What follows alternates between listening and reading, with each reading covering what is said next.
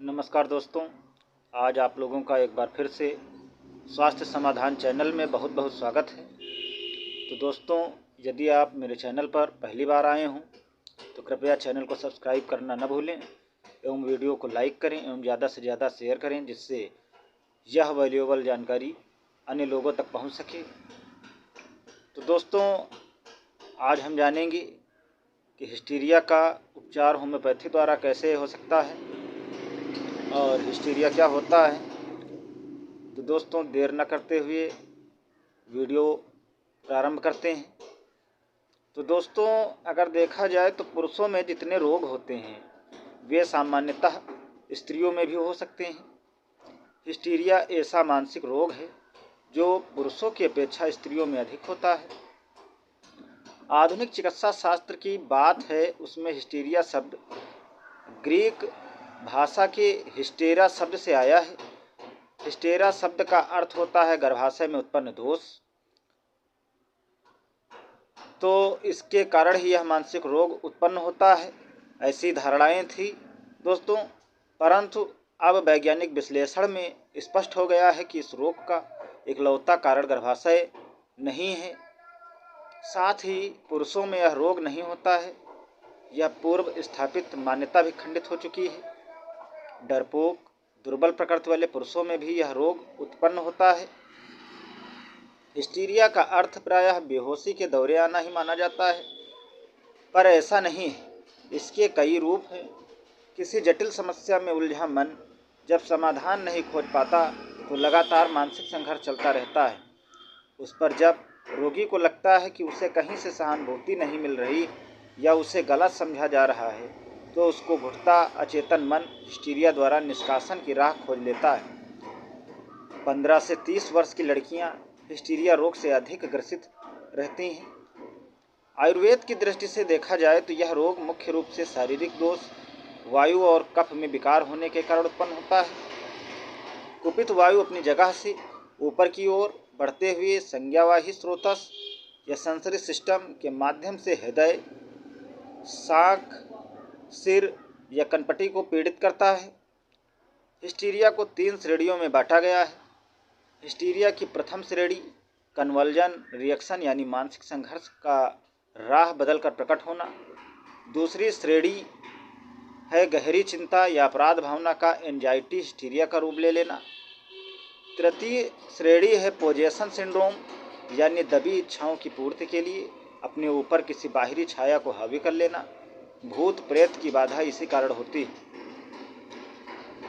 तो हिस्टीरिया के कारणों को ध्यान दे लेते हैं दोस्तों। तो इसके ये कारण जो है प्रमुखतः हो सकते हैं, जैसे कि अधिक उम्र तक लड़कियों का शादी न होना, अतृप्त काम वासना से व्यथित लड़कियां हिस्टीरिया के अधिक रोगी होने से, मानसिक चिंता से, शोक प्रेम में विश्वासघात से, भय से, आतंक से, आशंका, प्रेम में कमी के कारण, अश्लील साहित्य को पढ़ने या देखने से भी यह दोस्तों रोग हो सकता है। अब जान लेते हैं दोस्तों हिस्टीरिया के लक्षण क्या होते हैं। तो इसमें दोस्तों बेहोशी के दौरे आते रहते हैं। स्त्रियों में आमवात होना, अधिकतर सांस तेज तेज चलना, हाथ पांव हिलाना, कभी कभी चिल्लाना, मुट्ठियां कस जाना, आंखें बंद पर पुतलियां हिलना, धनुष की तरह अनायास झुकना, अचानक हंसना और रोना, दस्त होना, अंगों में अकड़न होना, अश्लील बातें करना आदि जैसे लक्षण देखने को मिलते हैं। अब दोस्तों जान लेते हैं कि हिस्टीरिया का होम्योपैथिक उपचार किन औषधियों के माध्यम से किया जा सकता है। दोस्तों, फर्स्ट मेडिसिन है नक्स मस्केटा। इसके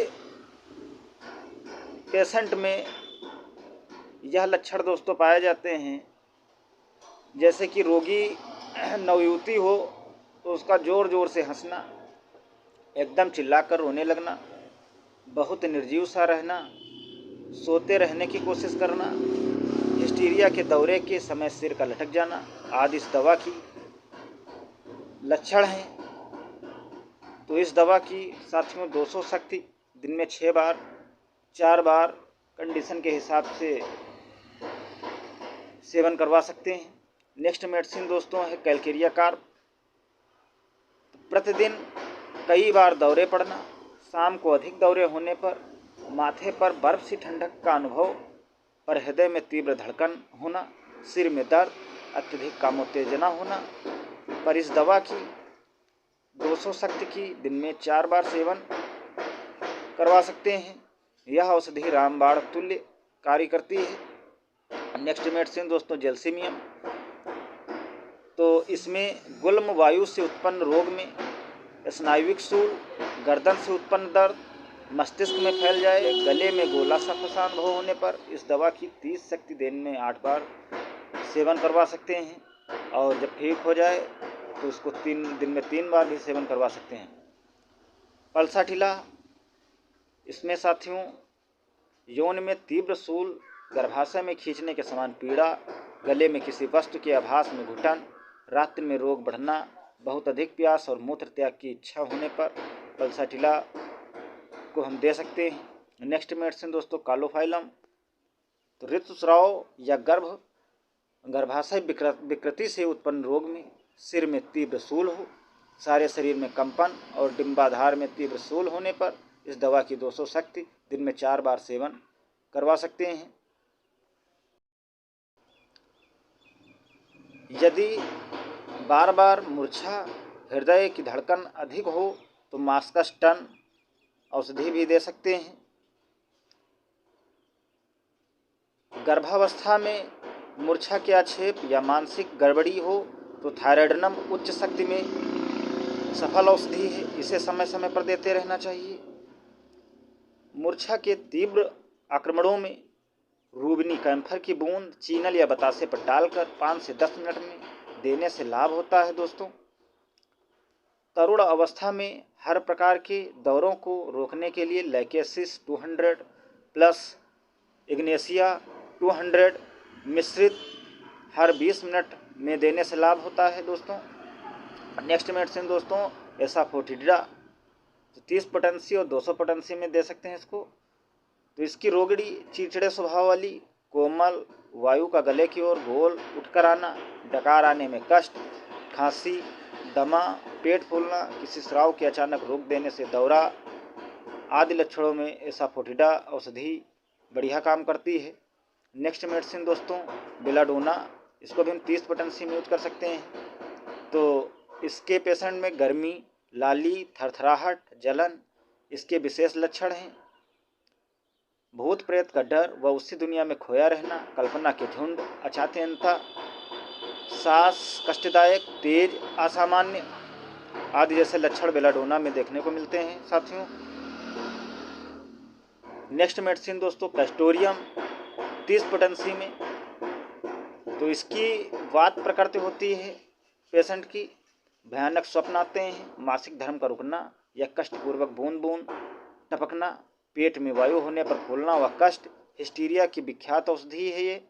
स्नायुविक प्रकृति की महिलाएं जो पूर्णतः रोगमुक्त नहीं होती पर सदा चिड़चिड़ी रहा करती हैं तथा दुर्बलता कारक पसीना हुआ करता है, निर्बल कर रोगों के बाद आक्षेपिक उपसर्ग हों तो इस तरह के लक्षणों में कैस्टोरियम दे सकते हैं। अगली मेडिसिन दोस्तों प्लेटिना 200 में। तो इसमें जब पेशेंट दूसरों को घृणा की दृष्टि से देखता है वहाँ पे हम प्लेटिना यूज करवा सकते हैं। और दोस्तों अगर मासिक धर्म ना हो और हिस्टीरिया हो या उसके कारण हो मासिक धर्म के एब्सेंस के कारण, तो वहाँ पे दोस्तों पल्साटिला 200 पोटेंसी भी यूज कराई जा सकती है। नेक्स्ट मेडिसिन दोस्तों आरामेट 1M पोटेंसी। तो इसमें अगर आत्महत्या करने के विचार आ रहे हैं पेशेंट के मन में तो इस मेडिसिन को ध्यान में रखना आवश्यक है। नेक्स्ट मेडिसिन दोस्तों हायोसाइमस 6CH एंड 200 पोटेंसी तक इसका हम यूज कर सकते हैं। इसके लक्षण दोस्तों जैसे शंका मानो कोई विष खिला देगा, हिस्टीरिया का दौरा, मासिक धर्म के दिनों में बिना बात ही हंसने की आदत, बहुत बातूनी होना, रोगी नंगा हो जाए, लज्जा का ज्ञान नहीं रहे, कामुकता का दौरा पड़े, यह असफल हो जाए तो लैकेसिस 200 दे सकते हैं। तेज आवाज़ के पेट की गैस बाहर निकलना, गैस से पेट फूलना, जलन, मरोड़ आदि लक्षणों में एसाफोटिडा मेडिसिन दे सकते हैं 30 पोटेंसी में। इग्नेशिया 200 मेडिसिन देख लेते हैं।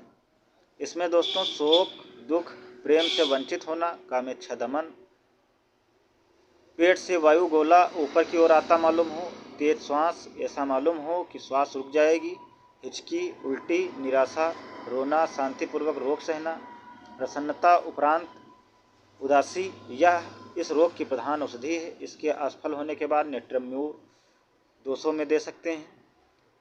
नेक्स्ट मेडिसिन दोस्तों कालीफास 30 पोटेंसी से लगा करके 200 पोटेंसी में बढ़िया काम करती है।